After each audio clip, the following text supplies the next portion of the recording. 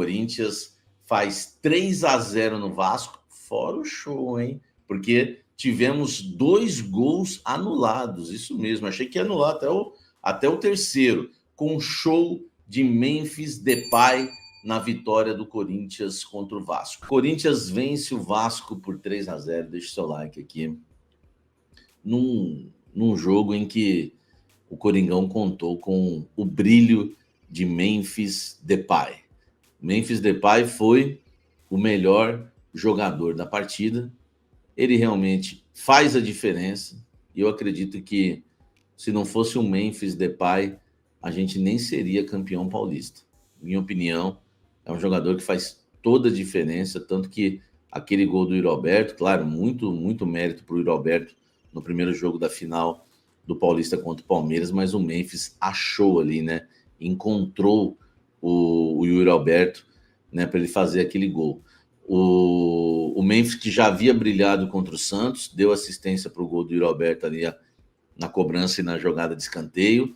Depois ele vem cortando da esquerda por dentro, recebe a falta para o Garro bater e na sequência sai o gol do Garro. Quer dizer, e hoje ele comanda a vitória do Corinthians. Até no jogo contra o Huracan, que estava todo mundo na nhaca e o Memphis andou em campo, o Memphis ainda quase marca um golaço de antes do meio do campo, né? Antes ali da linha que divide o campo, quase marca o gol que o Pelé não fez, o nosso querido Memphis Depay. Então, o que eu tenho para dizer para vocês é que nunca fale mal de Memphis Depay. É um jogador extremamente acima da média e hoje fez toda a diferença, tá? Toda a diferença. O Corinthians venceu por 3-0, teve 2 gols anulados e, infelizmente, o gol mais bonito do jogo foi anulado quando o Memphis gira o corpo, dá um drible bonito e toca ali por debaixo das pernas do goleiro, faz um golaço, né? Seria realmente ali um gol, né, muito bonito do Memphis e o juiz acabou anulando e eu achei que de forma ali extremamente tendenciosa, tá? É o termo que eu vou usar para não usar outro termo. Para mim, é um impedimento totalmente tendencioso. Sobre os gols anulados, tá? Teve o toque do Bidu, eu acho que esse daí dá para a gente entender, né? Mas apesar que foi bem duvidoso, né? E não importa se foi sem querer ou não, né? Sem querer também é falta. Só que o gol do Memphis, para mim, foi um gol muito mal anulado. Para mim, o Piton, ele dá, né? O movimento que ele faz é de quem queria pegar a bola. Então ali ele mata o impedimento. Não tem essa que a analista de arbitragem, né, da transmissão falou que a bola bateu nele, como se fosse um pimbolinha, bateu ali e sobrou. Não.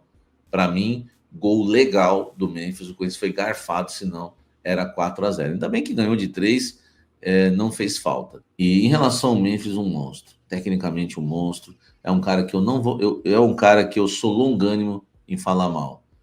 Vocês sabem que quando perde, a gente sai fumaça do nariz, a gente critica, mas ele é absurdo de bom, velho. Passe de peito, gol girando, né? Os jogadores, a defesa se assusta com ele. Ele abre marcação pro Yuri. Tem uma coisa que eu falo do Memphis há muito tempo.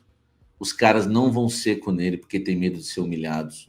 Pô, todo mundo tem honra, meu irmão. Todo mundo tem esposa. Tem gente que tem esposa. Se não tem esposa, tem mãe, tem pai.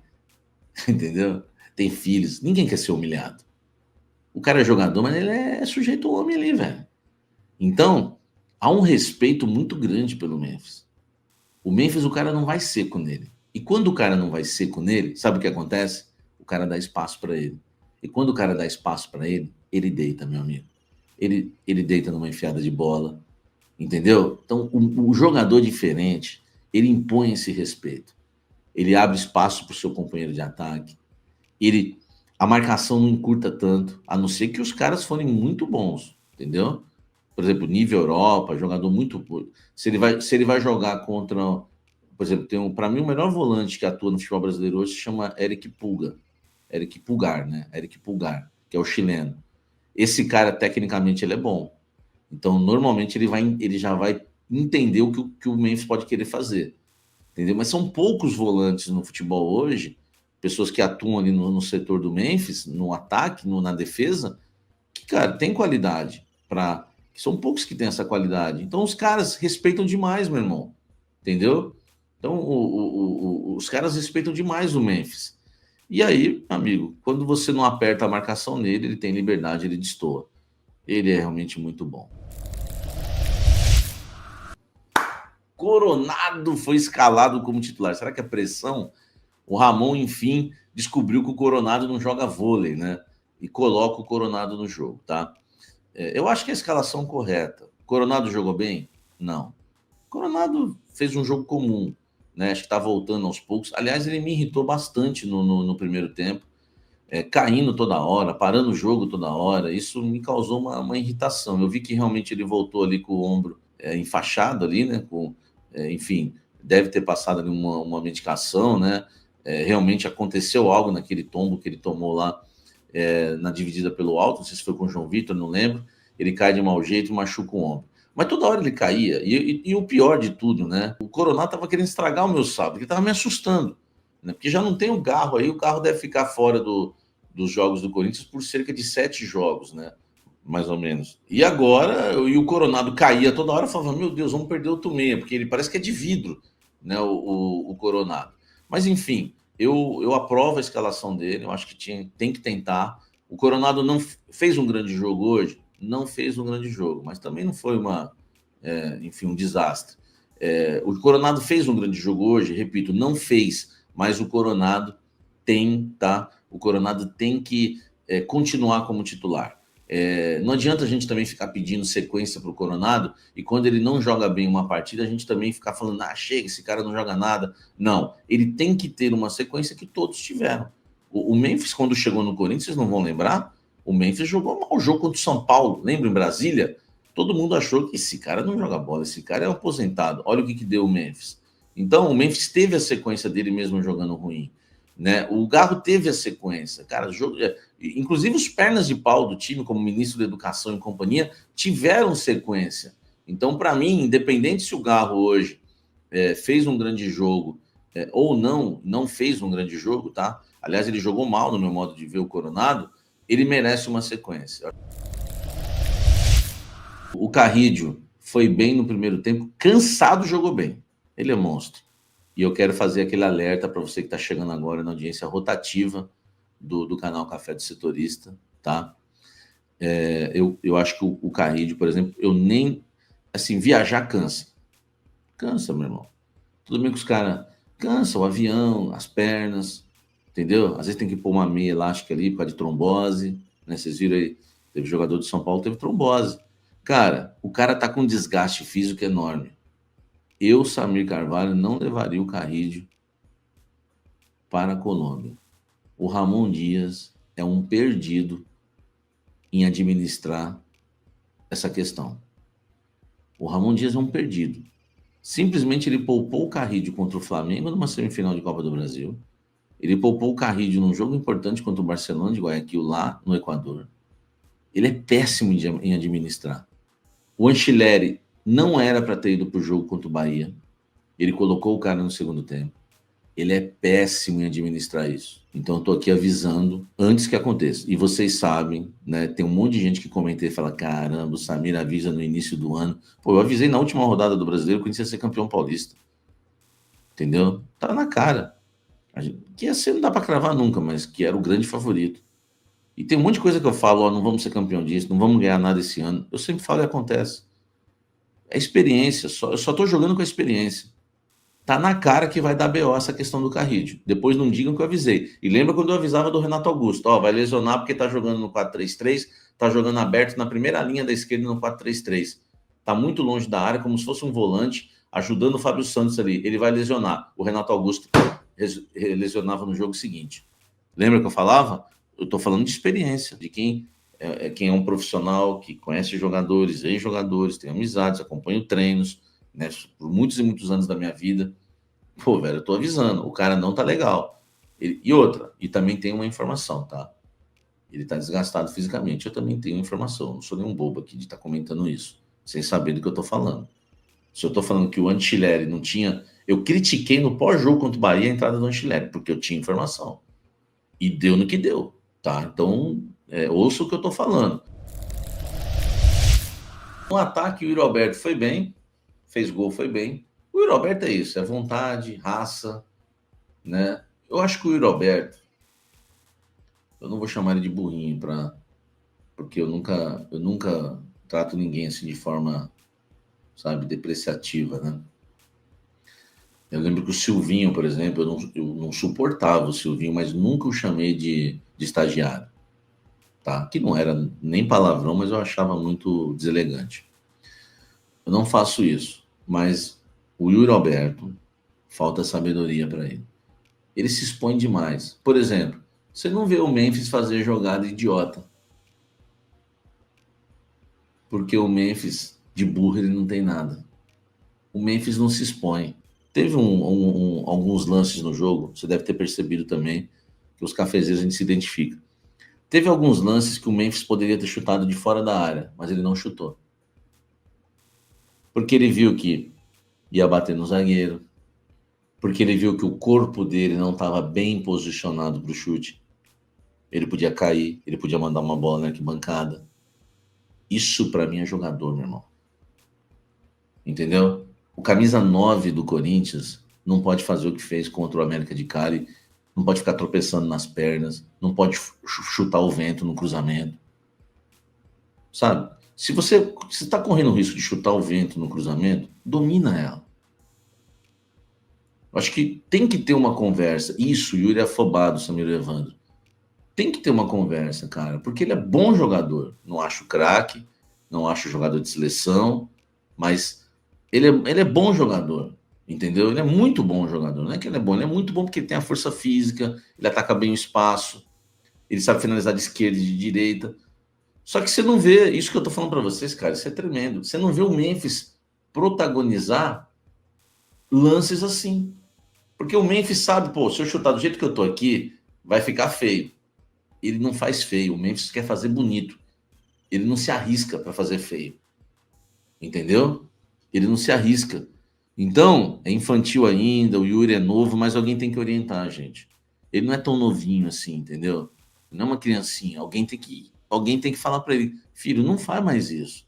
Você não tá com o corpo bem posicionado para chutar? Não chuta, domina, toca de lado. Esse é o maior defeito do Yuri Alberto hoje. Essa afobação e essa falta de inteligência e sabedoria, né, para tomar as decisões no campo, tá? Que eu tô vendo que vocês estão comentando sobre o assunto aí, tamo junto. O Mateuzinho, para mim, fez uma boa partida. Voltou a atacar por dentro. Uma coisa que eu sinto falta no Mateuzinho, mas já sentia falta também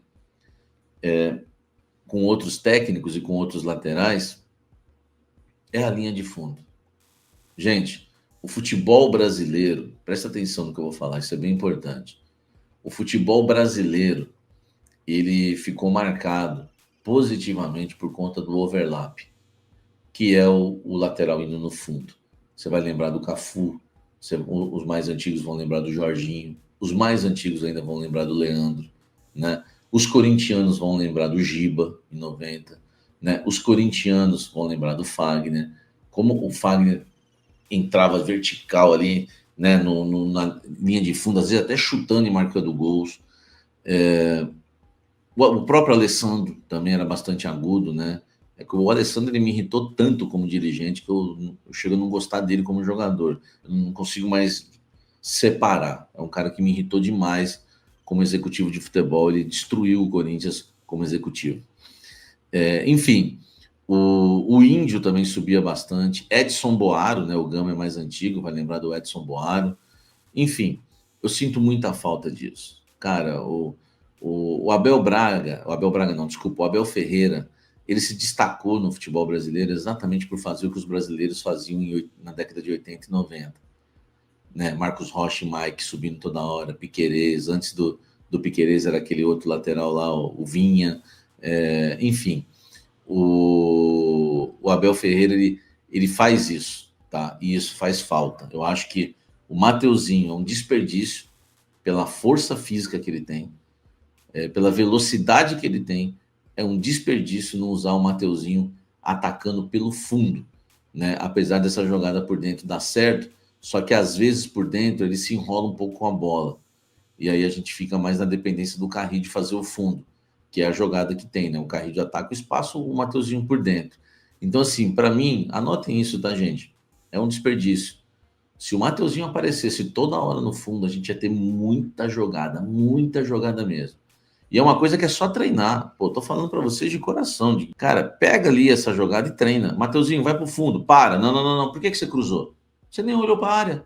Fala pessoal, tudo bem com vocês? Que loucura, hein? Memphis Depay desfila futebol, o Timão atropela, passa por cima até da arbitragem e goleia o Vasco da Gama. Vamos falar do jogo? Chega mais, eu sou o Chico Garcia, inscreva-se no canal e vamos juntos. Bora falar desse jogo. Um jogo tranquilo do Corinthians, né? Pelo amor de Deus. Um passeio diante do Vasco da Gama, do Fábio Carille, com algumas preservações, é verdade, né? Mas o Vasco não viu a cor da bola. Teve uma ou outra chegadinha e aí preciso, inclusive, referir aqui o quanto Matheus Donelli está mais seguro no gol do Corinthians. Né? Quando ele toma um gol ou outro aqui e ali, não tem sido culpa dele, você não vê o Donelli fazer um frango, aquela coisa toda. É muito mais por uma falha defensiva que isso acontece. E no jogo de hoje, cara, não que ele tenha feito milagres assim, mas fez algumas defesas importantes, né? Um chute cruzado pelo lado esquerdo que ele pega embaixo, algumas intervenções saindo bem do gol, né? Então, muitas vezes o Vasco buscava um cruzamento e tudo mais, ele já saía, resolvia. Seguro, uma cabeçada no primeiro tempo em que ele encaixa a bola, seguro no gol o Matheus Donelli. Mas assim, foram poucas, é verdade, oportunidades que o Vasco acabou criando, porque o Corinthians praticamente resolveu o jogo no primeiro tempo. E assim, vamos combinar que era para ser 5-0, né? Podia ter sido 5-0 tranquilamente. E assim, mesmo que um dos gols tivesse sido anulado corretamente, o Corinthians poderia ter feito mais do que os gols que acabou marcando. Então, cara, na verdade o Corinthians fez 5 gols, em que 3 valeram. Um deles, que acabou sendo anulado, eu concordo. Não é que eu concordo, eu aceito, porque assim, o Matheus Bidu, quando ele faz aquele gol, numa assistência maravilhosa do Memphis, numa jogada combinada pelo lado esquerdo, ele realmente desloca o marcador mesmo sem querer e tira o cara da jogada, né? E aí é aquela coisa, sem querer também é falta. Então eu entendo, isso é um advento do VAR, né? É uma anulação que só o VAR enxergaria num lance normal do futebol, tanto que o árbitro deixou seguir. Aquilo ali nunca é marcado falta, né? Porque é um contato, é um choque, né? O cara cai, o Matheus Bidu chega na frente, a bola ainda conta com desvio e mata o Léo Jardim. Seria mais um gol do Corinthians. Mas realmente, quando você vai olhar na lupa, no VAR e tudo mais, ele toma a frente, na passada, o joelho bate no calcanhar do cara que desloca, ele cai, não consegue disputar a jogada e tal. É uma falta de VAR, não tem como. Então, no VAR, no monitor, com o monitor, você anula o gol. E aí, recomendaram a revisão e o Daronco anulou aquele gol. Agora, o gol do Memphis, o segundo dele no jogo, até agora eu tô tentando entender. Alguém consegue me explicar onde está a infração? Porque tem um balão e o Yuri realmente está em posição de impedimento. O Yuri retorna da posição de impedimento, mas, primeiro, a bola não vai para o Yuri, tá? Ou seja, existem 2 pontos na regra em que fazem com que esse jogador em posição de impedimento, ele deva ser punido por estar em posição de impedimento. Ou seja, que você deva marcar o impedimento. Ou ele interfere no jogo, e tocando a bola, chegando próximo dela, ou ele interfere no adversário, que é impactando a ação do adversário. Ele não faz nenhuma coisa nem outra. Ele sai da posição de impedimento e fica paradinho lá. E a bola vem pro Lucas Piton e o Memphis Depay. O Memphis meio que no giro dá as costas, quem domina a bola é o Piton e a bola sobra pro Yuri. O Yuri já tinha voltado da posição de impedimento e aí você configura uma nova jogada. Nessa nova jogada o Yuri tá legal, porque ele já voltou. Então, se é o Yuri que disputa a bola com o Piton, poxa, entendo. Ele veio da posição de impedimento, no momento do lançamento, e impactou no adversário. Mesmo sem tocar na bola, como é o Piton que toca na bola, ok, tá claro. Agora, o Memphis tá legal. Ele que disputa com o Piton. O Piton, e outra, a bola vem do defensor, né? Serve o Yuri que voltou da posição de impedimento, mas já tá numa posição legal e recebe a bola em condição legal. Gente... Aí a bola vai para a esquerda, cruzamento, o Memphis faz aquele girinho maravilhoso, caixa. O Daronco vai lá e anula. Não dá para entender. De resto, e aí dá pra gente caracterizar muito como o Memphis num cara decisivo no jogo. Decisivo. Ele tava afim de jogo hoje. Tava afim de jogo. E tava afim de falar também, né? Porque na entrevista dele ele acabou roubando a cena. Já vou falar sobre isso. No primeiro tempo, o Corinthians chega ao gol numa jogada maravilhosa, trabalhada, né? A bola chega no Carrilho, o Carrilho cruza e o Memphis dá de peito, faz Yuri. E aí o Yuri de perna esquerda, finalização brilhante, perfeita, no canto, assim, um chute forte, potente, indefensável. O Yuri Alberto de novo marcando, tá bem o Yuri, né? Marca o primeiro gol do Corinthians. E aí o segundo gol é o contrário, é o Yuri que dá pro Memphis, né? Um lance que começa no meio de campo, em que a bola é rebatida, e aí eu não sei se bate na mão do braço do Ranieri ou na coxa, mas aí ele tá com o braço colado, né? Teve reclamação, mas o lance é muito atrás, de qualquer forma ele tá com o braço colado, aí a bola sobra pro Yuri, o Yuri pega um campo aberto, um espaço, aliás, que espaço em Vasco da Gama, que espaço o Corinthians teve pra jogar, o Yuri avança, o Memphis já tá pedindo essa bola, faz o facão, quando ele recebe, o zagueiro escorrega, ele chega na frente do goleiro, dá uma cavadinha, ela desvia ainda e morre no fundo da rede. Golaço do Memphis Depay, que já tinha dado uma assistência, agora faz o gol. O Yuri, que tinha feito o gol, dá assistência. Uma dobradinha fantástica. Yuri e Memphis, de novo, eles vão começando a se entender. Eu vi algumas críticas ao Memphis, eu mesmo fiz algumas críticas, né, para ele aparecer em grandes jogos, aquela coisa toda, mas a gente tá vendo agora, no quarto mês do ano, uma retomada física do Memphis. Era natural que nos primeiros jogos, nos primeiros meses, nas primeiras semanas, a gente percebia o Memphis um pouco abaixo. Por quê? Porque ele termina o ano muito bem, voando inclusive. Terminando a última rodada, ele faz um gol de bicicleta no Grêmio, lá em Porto Alegre. Inacreditável. Ele terminou o ano espetacular. Tem a pausa, tem férias, tem viagem, tem não sei o quê, déficit físico, papapá. Então, natural que ele tenha demorado a firmar. Agora, eu acho que ele tá chegando num nível muito bom, físico, inclusive. E aí tem as finais do Paulista, tem esses jogos do Campeonato Brasileiro, e ele e o Yuri estão voltando a se encontrar. Tem a ausência do Garro ainda, que foi um cara importante ano passado, né, que fazia essa trinca aí muito positiva, mas os dois juntos, e especialmente com o acréscimo aí do André Carrilho, né, que na evolução do Carrilho, que até cansou, né, saiu no intervalo, visivelmente cansado, tem derby semana que vem, tem meio de semana tem mais uma decisão na Colômbia, viagem, então eu entendo a preservação do Carrilho. E aí entra o Martínez, né? Mas enfim, o Memphis e o Yuri, eles estão cada vez mais linkados e isso é fantástico pro Corinthians. O meia escolhido pelo Ramon Dias nesse jogo foi Igor Coronado. E aí, gente, eu vou enlouquecer, né? Porque semana passada o Ramon disse que o Coronado disputava a posição com o Memphis. Que ele não podia colocar o Coronado porque ele tinha que tirar o Memphis. E isso era uma decisão difícil. No primeiro jogo depois disso, Coronado e Memphis jogando. Memphis no ataque, Coronado como meia. O que acontece? O Corinthians passeia e o Memphis é o melhor em campo. Ou o melhor, o jogador mais decisivo do jogo, porque eu já vou falar sobre o melhor em campo. Poxa, é impressionante. Não que o Coronado tenha feito um jogo brilhante, não acho. Mas ele é um cara que tá ali pra preencher o setor, a bola vai passar por ele tem qualidade técnica. Eu não acho que ele tenha feito um jogo brilhante, mas ele precisa de sequência também, né, gente? Não dá pra gente avaliar o Coronado por um jogo que ele vira titular, depois ele passa 3, 4 jogos entrando aos 40 do segundo tempo, daqui a pouco ele volta a ser titular. Eu acho que a dinâmica do meio-campo ela funciona mais quando você tem um meia desse nível, dessa característica, que no caso é o Igor Coronado. Beleza. O Carrilho, como a gente já falou, cansou, entrou o Martínez no segundo tempo. É muito importante que o Corinthians ali nesse setor, ele tem vários titulares. Acho que o Alex Santana já fora esse titular, assim, né, entre aspas, mas acabou perdendo um pouco de espaço. De qualquer forma, é um jogador que cumpre, que entra e tudo mais. Mas você tem Ranieri, Martínez, Bidon, Carrilho, e você pode escolher o que escalar. Vai mudar um pouquinho a característica ali aqui, mas qualquer um deles cumpre. E aí eu queria citar Breno Bidon, claro. Claro que eu vou falar do Breno Bidon, né? Porque eu sou um defensor do Breno Bidon, porque eu gosto, eu me encanta muito o jeito desse menino jogar. Eu sei que muitas vezes, em determinados jogos, lhe falta um pouco mais de combate. Em determinados jogos, o Martínez ele acaba sendo mais importante pela vitalidade que ele tem. Mas o Martínez ele tem muitas virtudes e tem alguns probleminhas, o que é natural. O Martínez ele muitas vezes não guarda posição, muitas vezes ele é afobado demais. Por quê? Porque ele peca pelo excesso. Ele é um cara que corre muito, que se desdobra pelo time, que quer atacar um espaço vazio. Então o Martinez ele tá sempre correndo.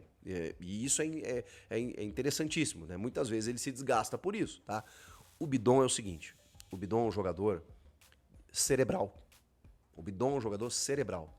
Ele pode não ter o mesmo combate do Martinez ou do Ranieri, e ele não tem.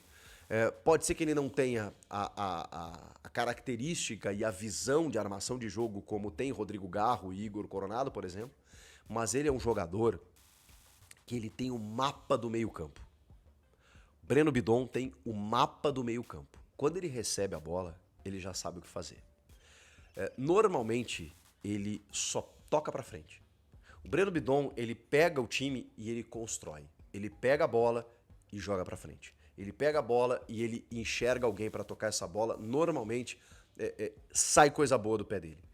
Pra mim, ele foi o melhor jogador em campo. Ele fez um grande jogo, o Breno Bidon. O Vasco deu espaço, é verdade. E aí o Bidon foi gigantesco. Porque aí ele carimbava todas as bolas, ele começava a construir o jogo, ele aparecia pra pegar essa bola do volante e entregar pra frente. O Bidon apareceu pro jogo. E com plasticidade, né? É gostoso de ver o Bidon jogar, porque ele é magrinho, ele é franzino, assim, mas ele pega a bola, ele já toca rápido, ele avança, ele dá uma passada, ele já tira o marcador, ele gira, ele protege a bola. É bonito de ver, é bonito de ver. Então, chegou um momento no ano passado, por exemplo, em que o time titular tinha o Breno Bidon e o André Carrilho. Esse ano, o Bidon foi para a seleção e tudo mais, e o Martinez pegou a função, tá tudo certo. Depois o Ranieri meio que reconquistou essa posição, sendo esse primeiro homem, jogando o Martinez pelos lados, porque ele também tem essa vitalidade, tá tudo certo. Dá para você mexer nesse sistema. E hoje o Corinthians confirmou uma vitória que eu julgo fundamental. E eu falei para vocês durante a semana, esse empate na Bahia, mesmo com reservas, ele foi muito bom, desde que o Corinthians confirme em casa. E, cara, o Corinthians em casa é muito forte. O que aconteceu contra o Huracan foi algo que, assim, a gente apontou aqui os erros do técnico e também a postura dos jogadores, né? Sei lá, se por ressaca de título, enfim, por alguma displicência, né? Por imaginar que a vitória viesse de qualquer maneira. E aí veio aquela pancada no jogo internacional. No Campeonato Brasileiro, o Corinthians vai conquistar muitos pontos dentro da sua casa. E contra grandes adversários, tá? Acho que o Corinthians está se credenciando cada vez mais para encarar de frente qualquer adversário do futebol brasileiro. Quando entra nas Copas, aí a gente vai ter que depender do treinador, né? Do Ramon Dias não inventar.